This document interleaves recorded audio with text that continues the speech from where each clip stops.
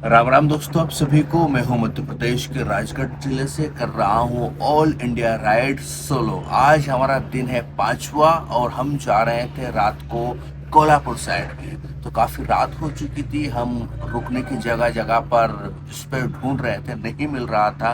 तो आखिरकार हमें एक पेट्रोल पंप पर परमिशन तो मिली, लेकिन बहुत कम स्पेस मिला क्योंकि यहाँ पर बहुत रश था, गाड़ियाँ खड़ी थी और धूल भी काफ़ी थी। तो जैसे तैसे हमें लेडीज़ वॉशरूम के पास छोटी सी जगह दी गई, वहाँ पर झाड़ू पोंछ हमने किया, बहुत धूल हटाई और अपना टेंट पिच कर दिया। यहाँ पर रात भर लेडीज़ों का आना जाना लगा रहा, यानी कि वॉशरूम जाती रहा, गाड़ियाँ आती है रुकती है, फिर वॉशरूम जाती है, उनके चप्पलों की आवाज़, जूतों की आवाज़, गाड़ियों की आवाज़, यानी कि नींद प्रॉपर तो नहीं हो पाई, लेकिन जैसे तैसे हमने एडजस्ट कर लिया और सो गए। अब सुबह के 8:30 के आसपास हो रहे हैं, उठते हैं फटाफट, टेंट को समेटते हैं, बोरे बिस्तर समेट के चलते हैं हमारे अगले सफर की तरफ। देखते हैं आज क्या क्या चैलेंजेस आते हैं, उन्हें हम फेस कर पाते हैं नहीं कर पाते, तमाम चीज़ हमारे ब्लॉग के साथ बने रहेगा। तो दोस्तों, अपने बोरिया बिस्तर बांधकर हम निकल रहे थे त्र्यंबकेश्वर ज्योतिर्लिंग के दर्शन करने, क्योंकि पेट्रोल पंप के एक भाई ने बताया था कि जहां तुम हो वहां से सिर्फ 40 किलोमीटर दूरी तो जाना है। तो हमने भी सोचा क्यों ना महाकाल के दर्शन किए जाए, उन्हें नमस्कार किया जाए, उनके शरण में चला जाए। तो बस निकल रहे थे, लेकिन सबसे बड़ा दुख ये था कि हम नहाए धोए नहीं थे, क्योंकि पेट्रोल पंप पर ऐसे कोई सुविधाएं थी नहीं कि वहाँ पर हम नहा सके। तो सोच रहे थे कि रास्ते में कहीं नहा लेंगे, हैंडपंप मिल जाएगा, ट्यूबवेल मिल जाएगी खेत में चलती हुई, या कुआं या झरना कहीं तो मिलेगा, कुछ नहा लेंगे। लेकिन अफसोस के मिला नहीं। लेकिन रास्ते में खूबसूरत वादियाँ, खूबसूरत पहाड़ हमें ज़रूर देखने को मिले, यानी कि इतने ऊंचे ऊंचे पहाड़ के देखकर मंत्र मुग्ध हो गए हम।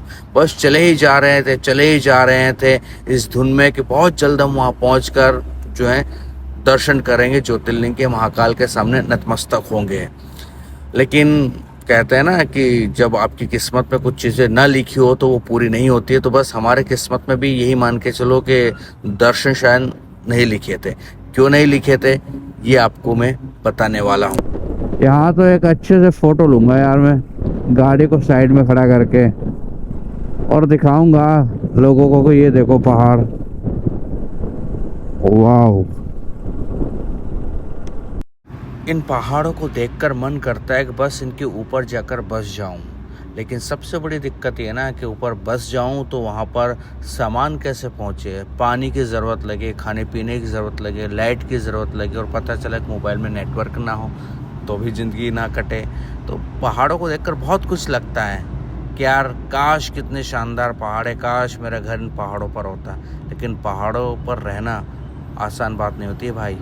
तो दोस्तों, हम दर्शन इसलिए ज्योतिर्लिंग के नहीं कर पाएंगे क्योंकि नहाए नहीं थे, गंदे थे, और हम गंदे तरीके से प्रवेश नहीं चाहते थे मंदिर में। इसलिए बस वहीं जाकर हम प्रणाम, वहीं जाकर नमस्कार करना चाहते थे। देखो ना कितनी भीड़ है। खैर चलते हैं अभी मंदिर के पास। तो फाइनली दोस्तों, हम ज्योतिर्लिंग के पास तो पहुंच गए थे, लेकिन पता चला कि ऐसी आधा किलोमीटर दूर तक लाइन है, आधा किलोमीटर से ज़्यादा। ये जो लाइन देख रहे हो सामने। अब हम नहाए धोए भी नहीं हैं, जब सुबह फ्रेश हुए तो उसके बाद ठीक से मुंह तक नहीं धो पाए हम। तो ऐसे गंदे क्या ही महादेव की शरण में जाएं, उनको यहीं से नमस्कार करते हैं, और इन फ्यूचर ज़िंदा रहा और महाकाल ने बुलाया तो ज़रूर जाएंगे, आएंगे मतलब। तो फाइनली दोस्तों, हम रिटर्न हो चुके थे। बहुत निराशा थी, बहुत उदास थे, क्योंकि हम गए थे दर्शन करने के लिए, लेकिन बिना दर्शन किए ही लौट रहे थे। और सबसे बड़ी बात, सबसे बड़ा दुख तो ये है कि हमें नहर ये जो है ना पहले भी दिखाई दी थी जब हम जा रहे थे। ये बिल्कुल त्र्यंबकेश्वर के पास ही है, लेकिन उस समय इस नहर में कोई नहा नहीं रहा था। तो हमने सोचा हो सकता है नहाने वाली ना हो। मन किया था कि चलो नहा लेते, लेकिन कंफर्म नहीं था ना, थोड़ा डर रहता है कि पता नहीं है नहाने वाली है नहीं है, गंदा पानी है क्या नहीं। लेकिन अब हमें दिखी और लोग नहाते हुए दिखे, तो फिर सोचे कि चलो अब यहीं पे टाइम स्पेंड किया जाए, और 2-2.5 घंटे तक खूब अच्छे से नहाएं। उसके बाद फिर यहाँ से निकल गए हम अगली लोकेशन पर।